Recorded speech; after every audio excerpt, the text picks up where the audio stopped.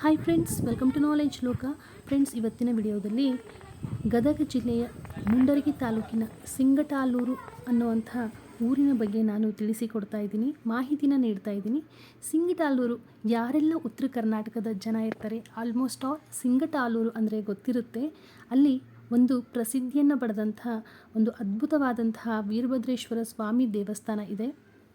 ಹಾಗೆ ವೀರಭದ್ರ ಕಾಳಮ್ಮ ದೇವಸ್ಥಾನವೂ ಕೂಡ ಇದೆ. ತುಂಬಾ ಒಂದು ಅದ್ಭುತವಾದಂತಹ ಸ್ಥಳ ಇದಾಗಿದೆ. ಯಾರಾದರೂ ಉತ್ತರ ಕರ್ನಾಟಕದವರು ಇದ್ದರೆ, ನಿಯರ್ ಬೈ ಯಾರಾದರೂ ಗದಗಲ್ಲಿ ಇದ್ದರೆ ಖಂಡಿತವಾಗಿಯೂ ಈ ಒಂದು ಸ್ಥಳಕ್ಕೆ ಭೇಟಿ ಕೊಡೋದು ತುಂಬಾ ಒಳ್ಳೆಯದು. ಯಾಕೆಂದರೆ ತುಂಬ ನೋಡೋಕ್ಕೆ ವ್ಯೂ ಸಿಗುತ್ತೆ ನಿಮಗೆ, ಅದ್ಭುತವಾಗಿದೆ. ಪ್ರಕೃತಿ ಮಾತೆಯ ಸೌಂದರ್ಯ ಅನ್ನೋದು ಈ ಸಿಂಗಟಾಲೂರಿನಲ್ಲಿ ತುಂಬಿ ತುಳುಕ್ತಾ ಇದೆ. ಅದೇ ರೀತಿ ಉತ್ತರ ಕರ್ನಾಟಕದಲ್ಲಿ ಯಾರಿಗೆಲ್ಲ ಮಲೆನಾಡಿನ ಸೌಂದರ್ಯವನ್ನು ಸೊಬಗನ್ನು ಸವಿಬೇಕು ಅನ್ನೋರು ಕೂಡ ಅಷ್ಟೇ ಸಿಂಗಟಾಲೂರಿಗೆ ಖಂಡಿತವಾಗಿಯೂ ಭೇಟಿ ಕೊಡಲೇಬೇಕಾಗುತ್ತೆ. ಹಾಗೆ ರಜೆಗಳಲ್ಲಿ ಯಾರಿಗಾದರೂ ಒನ್ ಡೇ ಟ್ರಿಪ್ ಮಾಡಬೇಕು, ಮಕ್ಕಳ ಜೊತೆ ಫ್ಯಾಮ್ಲಿ ಜೊತೆ ಒನ್ ಡೇ ಪಿಕ್ನಿಕ್ ಹೋಗಬೇಕು ಅನ್ನೋರು ಕೂಡ ಅಷ್ಟೇ ಇದೊಂದು ಪಿಕ್ನಿಕ್ ಸ್ಪಾಟ್ ಆಗಿರೋದ್ರಿಂದ ತುಂಬಾ ಅದ್ಭುತವಾಗಿ ಇದೆ.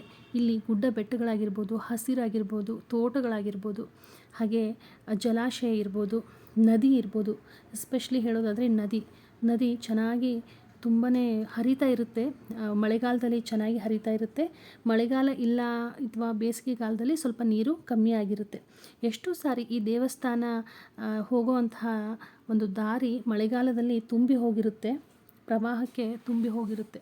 ಅಷ್ಟೊಂದು ಹೊಳೆ ಹರಿದಿರುತ್ತೆ ರೋಡ್ ಮಧ್ಯದಲ್ಲೆಲ್ಲ. ಆ ಥರ ಒಂದು ಹಾಗೆ ಸಿಂಗಟಾಲೂರಿಗೆ ಅಂದರೆ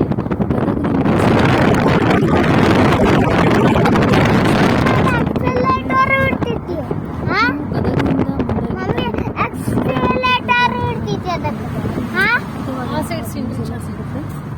ಒಂದು ಹಸಿರಾಗಿರ್ಬೋದು, ಗುಡ್ಡ ಬೆಟ್ಟಗಳಾಗಿರ್ಬೋದು, ಅದ್ಭುತವಾದಂತಹ ಒಂದು ಮಲೆನಾಡಿನ ಸೊಬಗು ಹಾಗೆ ತುಂಗಭದ್ರಾ ಜಲಾಶಯವೂ ಕೂಡ ಅಷ್ಟೇ ನಮಗೆ ಕಂಡುಬರುತ್ತೆ. ಸಿಂಗಟಾಲೂರಿಗೆ ಇರುವಂತಹ ಈ ಒಂದು ಡ್ಯಾಮ್ಗೆ ಅಲ್ಲಿಯ ಸ್ಥಳೀಯರು ಇದಕ್ಕೆ ಹಮ್ಮಿಗೆ ಡ್ಯಾಮ್ ಅಂತಲೂ ಕೂಡ ಹೇಳ್ತಾರೆ. ಹಾಗೆ ಹುಲಿಗುಡ್ಡದ ಡ್ಯಾಮ್ ಅಂತಲೂ ಕೂಡ ಕರೀತಾರೆ. ಇನ್ನು ಸ್ಪೆಷಲ್ ಆಗಿ ಹೇಳೋದಾದರೆ ಸಿಂಗಟಾಲೂರು ಡ್ಯಾಮ್ ಅಂತಾನೆ ಈ ಒಂದು ಡ್ಯಾಮ್ ಪ್ರಸಿದ್ಧಿಯನ್ನು ಪಡೆದಿದೆ. ಇದು ತುಂಗಭದ್ರಾ ನದಿಗೆ ಹಾಗೆ ಬೆಟ್ಟಗಳ ಮಧ್ಯದಲ್ಲಿ ಒಂದು ಜಲಾಶಯ ನಿರ್ಮಾಣ ಆಗಿದೆ. ಈ ಒಂದು ಜಲಾಶಯದಿಂದ 800 ಎಕರೆಯವರೆಗೆ ಸುತ್ತಮುತ್ತಲಿನ ಏನೆಲ್ಲ ಹಳ್ಳಿಗಳಿದೆ ಎಲ್ಲದಕ್ಕೂ ಕೂಡ ನೀರಾವರಿಯನ್ನು ಒದಗಿಸಿಕೊಟ್ಟಿದೆ. ಹಾಗೆ ಉಪಯೋಗಗಳನ್ನು ಹೇಳೋದಾದರೆ ಹಮ್ಮಿಗೆ ಡ್ಯಾಮ್ ಅಥವಾ ಸಿಂಗಟಾಲೂರು ಡ್ಯಾಮ್ನ ಬಗ್ಗೆ ಉಪಯೋಗಗಳನ್ನು ಹೇಳೋದಾದರೆ ಸಿಂಗಟಾಲೂರು ಏತ ನೀರಾವರಿ ಯೋಜನೆ ನಾವು ಇಲ್ಲಿ ಕಾಣ್ಬೋದು. ಹಾಗೆ ಸಿಂಗಟಾಲೂರು ಲಿಫ್ಟ್ ಇರಿಗೇಷನ್ ಅಂತ ಹೇಳ್ತೀವಿ. ಇದಕ್ಕೆ ತುಂಬಾ ಉಪಯೋಗವಾಗಿದೆ ಪ್ರತಿಯೊಬ್ಬರಿಗೂ, ಹಳ್ಳಿಗರಿಗೆ, ಸುತ್ತಮುತ್ತಲಿನ ಜನರಿಗೆ, ಹೊಲಗಳು ಇರುವಂತಹ ಜನರಿಗೆ ತುಂಬಾ ಉಪಯೋಗ ಆಗುತ್ತೆ. ಹಾಗೆ ಇನ್ನು ನಾವೇನು ದಾರಿಲಿ ಹೋಗುವಾಗ ನದಿ ನಮಗೆ ಸಿಗುತ್ತೆ. ನದಿ ಸಿಕ್ಕ ಮೇಲೆ ಹಾಗೆ ಮುಂದೆ ಹೋಗ್ತೀವಿ. ಮುಂದೆ ಹೋದಂಗೆ ತುಂಬಾ ಚೆನ್ನಾಗಿ ಕಾಡು ಮಧ್ಯದಲ್ಲಿ ಹೋದಂಗೆ ಅನಿಸುತ್ತೆ. ದೇವಸ್ಥಾನಕ್ಕೆ ನಾವು ಮೇಲ್ಗಡೆ ಹೋಗಿ ಬೆಟ್ಟದ ಮೇಲ್ಗಡೆ ಹೋಗೋಕ್ಕೆ ಬೇಡ ಅನ್ನೋರು ಮೆಟ್ಲಿಂದ ಹತ್ಕೊಂಡು ಕೂಡ ನಾವು ಹೋಗ್ಬೋದು. ನೋಡಿ, ಲೆಫ್ಟ್ ಸೈಡಲ್ಲಿ ನಾವು ದೇವಸ್ಥಾನಕ್ಕೆ ಹೋಗುವಾಗ ಲೆಫ್ಟ್ ಸೈಡಲ್ಲಿ ಈ ಒಂದು ಜಲಾಶಯ ಕಾಣಿಸುತ್ತೆ. ಇದು ನದಿ ಕಾಣಿಸುತ್ತೆ, ತುಂಗಭದ್ರಾ ನದಿ. ಎಷ್ಟು ಚೆನ್ನಾಗಿ ಕಾಣಿಸುತ್ತೆ ಅಂದರೆ ಅಷ್ಟು ಸುಂದರವಾಗಿ ಕಾಣಿಸುತ್ತೆ. ಯಾರೇ ಆಗಲಿ ನೋಡೋರಿಗೆ ಮನಸ್ಸಿಗೆ ಮುದವನ್ನು ನೀಡುತ್ತೆ. ನೋಡಿ, ಇದು ನಾವು ಟ್ರಿಪ್ಪಿಗೆ ಅಂತ ನಾವು ಸಿಂಗಟಾಲೂರಿಗೆ ಹೋದಾಗ ಜಸ್ಟ್ ನಾನು ಮಾಡಿದಂತಹ ವಿಡಿಯೋ ಇದು. ತುಂಬಾ ಸುಂದರವಾಗಿದೆ. ಹೇಗೆ ಮೇಲೆ ನಾವು ಹೋಗ್ತೀವಿ ನೋಡಿ, ಎಂಟ್ರೆನ್ಸಲ್ಲಿ ಕಾಲು ತೊಳೆಯೋಕ್ಕೆ ಅಂತ ದೇವಸ್ಥಾನದ ಎಂಟ್ರೆನ್ಸಲ್ಲಿ ಈ ಥರ ನಲ್ಲಿಗಳನ್ನು ಕೊಟ್ಟಿದ್ದಾರೆ. ಕಾಲು ತೊಳ್ಕೊಂಡು ದೇವಸ್ಥಾನಕ್ಕೆ ಹೋಗಬೇಕು ಅಂತ. ಆ ದೇವಸ್ಥಾನ ಇರೋದೇ ಗುಡ್ಡದ ಮೇಲೆ. ದೇವಸ್ಥಾನದ ಹಿಂದೆ ಮುಂದೆ ಎಲ್ಲ ಗುಡ್ಡಗಳು ಬೆಟ್ಟಗಳಿದೆ. ಎಷ್ಟು ಚೆನ್ನಾಗಿ ಕಾಣಿಸ್ತಾ ಇದೆ ನೋಡಿ. ಹಾಗೆ ನಾವು ನಡ್ಕೊಂಡು ಹಾಗೆ ದೇವಸ್ಥಾನದ ಒಳಗಡೆ ಹೋಗೋಕ್ಕೆ ಒಂದು ಗೇಟ್ ಮಾಡಿದ್ದಾರೆ. ಒಳಗಡೆ ಏನು ನಾವು ಹೋಗ್ತೀವಿ. ಬಟ್ ಏನಂದರೆ ನಾವು ಅವತ್ತು ಹೋಗಿದ್ದು ತುಂಬಾ ಲೇಟಾಗಿ ಹೋಗಿದ್ವಿ. ದರ್ಶನ ಆದರೆ ಸಾಕು ಅಂತ ತುಂಬಾ ಲೇಟಾಗಿತ್ತು. ಈವ್ನಿಂಗ್ ನಾವು ಹೋಗಿದ್ದು ಸಾಯಂಕಾಲ ಹೊತ್ತಲ್ಲಿ. ಹಾಗಾಗಿ ಲೈಟೆಲ್ಲ ಆನ್ ಮಾಡಿದ್ದಾರೆ ನೋಡಿ. ಒಂದು ಮೋಡ ಎಲ್ಲ ಕವಿದಿತ್ತು. 5:30 6 o'clock ಏನೋ ಆಗಿತ್ತು. ಸೊ ತುಂಬ ಸ್ವಲ್ಪ ಅಷ್ಟೊಂದು ಕಾಣಿಸ್ತಾ ಇಲ್ಲ ನಿಮಗೆ, ಬಿಸಿಲು ಇರಲಿಲ್ಲ ಆ ಟೈಮಲ್ಲಿ. ಸಾಯಂಕಾಲ ಬೇರೆ ಆಗಿತ್ತು. ಲೈಟೆಲ್ಲ ಆನ್ ಮಾಡಿದ್ದಾರೆ. ತುಂಬ ಚೆನ್ನಾಗಿದೆ, ತುಂಬಾ ನೀಟಾಗಿ ಮೇಂಟೈನ್ ಮಾಡಿದ್ದಾರೆ ದೇವಸ್ಥಾನವನ್ನು, ವೀರಭದ್ರೇಶ್ವರ ಸ್ವಾಮಿ ದೇವಸ್ಥಾನವನ್ನು ಏನೂ ಅಷ್ಟೊಂದು ಡಿಸಿಪ್ಲಿನ್ ಇದೆ, ಸಿಸ್ಟಮ್ಯಾಟಿಕ್ ಆಗಿ ಈ ಒಂದು ದೇವಸ್ಥಾನ ಇದೆ. ಇದು ದೇವಸ್ಥಾನದಲ್ಲಿ ಇರುವಂಥ ಆಭರಣ, ಇದು.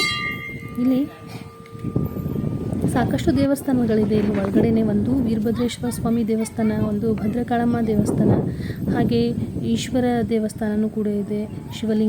ಶಿವಲಿಂಗವನ್ನು ಕೂಡ ಪ್ರತಿಷ್ಠಾಪನೆ ಮಾಡಿದ್ದಾರೆ. ಹಾಗೆ ಗಣೇಶನನ್ನು ಕೂಡ ಪ್ರತಿಷ್ಠಾಪನೆ ಮಾಡಿದ್ದಾರೆ. ಹಾಗೆ ದೇವಸ್ಥಾನದ ಆವರಣದಲ್ಲೆಲ್ಲ ಕೂರೋಕ್ಕೆ ನಿಲ್ಲೋಕ್ಕೆ ಎಲ್ಲ ವ್ಯವಸ್ಥೆಗಳನ್ನು ಮಾಡಿದ್ದಾರೆ. ಪ್ರಸಾದದ ವ್ಯವಸ್ಥೆಯೂ ಕೂಡ ಇಲ್ಲೇ ಇದೆ. ಆದರೆ ಅದಕ್ಕೆ ಕೆಲವೊಂದು ದಿನಗಳು ಅಂತ ಇರುತ್ತೆ, ಕೇಳಿಕೊಂಡು ಹೋಗಬೇಕಾಗುತ್ತೆ.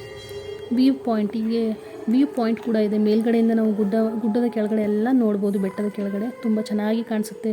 ಜಲಾಶಯನೂ ಕೂಡ ಕಾಣಿಸುತ್ತೆ, ನದಿ ಕಾಣಿಸುತ್ತೆ, ತುಂಗಭದ್ರಾ ನದಿ. ಇದು ನೋಡಿ ದೇವಸ್ಥಾನದ ಒಳಗಡೆ ನಾವು ಬಂದ್ವಿ. ಶ್ರೀ ವೀರಭದ್ರೇಶ್ವರ ಸ್ವಾಮಿ ದೇವಸ್ಥಾನ ನೋಡಿ ಈ ಥರ ಇದೆ. ಒಳಗಡೆ ಎಲ್ಲ ತುಂಬ ಜನ ಮಳೆ ಬರುವಂಥ ಸಿಚುಯೇಷನ್ ಇರೋದ್ರಿಂದ ಅಷ್ಟೊಂದು ಜನ ಇಲ್ಲಿ ಈ ಟೈಮಲ್ಲಿ ಈವ್ನಿಂಗ್ ಆಗಿರೋದ್ರಿಂದ, ಸಾಯಂಕಾಲ ಆಗಿರೋದ್ರಿಂದ ಯಾರೂ ಕಾಣಿಸ್ತಾ ಇಲ್ಲ ಜಾಸ್ತಿ. ಹೀಗೆ ನಾವು ಅವತ್ತು ವೀರಭದ್ರೇಶ್ವರ ಸ್ವಾಮಿ ದೇವಸ್ಥಾನದ ದರ್ಶನ ಪಡ್ಕೊಂಡ್ವಿ. ಹಾಗೆ ಇಲ್ಲಿ ನೋಡಿ ಮೇಲ್ಗಡೆಯಿಂದ ಮೆಟ್ಲು ಹತ್ಕೊಂಡು ಕೂಡ ನಾವು ದೇವಸ್ಥಾನಕ್ಕೆ ಬರ್ಬೋದು, ಅಥವಾ ರೌಂಡ್ ಹೊಡ್ಕೊಂಡು ನೀವು ಏನಾದರೂ ವೆಹಿಕಲ್ ಇದ್ದರೆ ಬರ್ಬೋದು. ಈಗ ತೋರಿಸಿದ್ದು ಅದು ಗಣೇಶನ ಪ್ರತಿಷ್ಠಾಪನೆ ಮಾಡಿದ್ದಾರೆ ಸೈಡ್ಗೆ. ತುಂಬ ಚೆನ್ನಾಗಿದೆ.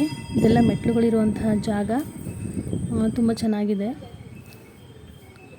ಇದು ದೇವಸ್ಥಾನದ ಸುತ್ತಮುತ್ತಲಿನ ಆವರಣ. ಹಾಗೆ ಇದು ಒಂದು ಗುಹೆ ನೋಡಿ, ಗುಹೆ ಹೇಗಿದೆ. ಇದು ಸಿಂಗ್ಟಾಲೂರಿನಲ್ಲಿರುವಂತಹ ವೀರಭದ್ರೇಶ್ವರ ಸ್ವಾಮಿ ದೇವಸ್ಥಾನದಲ್ಲಿ ಒಂದು ಬೆಟ್ಟದ ಮೇಲೆ ಇರುವಂತಹ ಗುಹೆ. ಇಲ್ಲಿಂದ ಒಳಗಡೆ ಹೋದರೆ ಕಪ್ಪದ ಗುಡ್ಡ ಬರುತ್ತಂತೆ. ಸಿಂಗಟಾಲೂರಿಂದ ಕಪ್ಪದ ಗುಡ್ಡ ಒಳಗಡೆ ಬರುತ್ತಂತೆ. ಎಷ್ಟೊಂದು ಕತ್ತಲಿದೆ ನೋಡಿ ಒಳಗಡೆ, ತುಂಬ ಚೆನ್ನಾಗಿ ಅನ್ನಿಸ್ತು. ಹಾಗೆ ಅದರ ಪಕ್ಕದಲ್ಲೇ, ಗುಹೆ ಪಕ್ಕದಲ್ಲೇ ಒಂದು ಈಶ್ವರಲಿಂಗನ ಪ್ರತಿಷ್ಠಾಪನೆ ಮಾಡಿದ್ದಾರೆ. ಚಿಕ್ಕದಾಗಿ ಪುಟ್ಟದಾಗಿ ಎಷ್ಟೊಂದು ಚೆನ್ನಾಗಿ ಪೂಜೆನ ಮಾಡಿದ್ದಾರೆ. ತುಂಬ ಚೆನ್ನಾಗಿ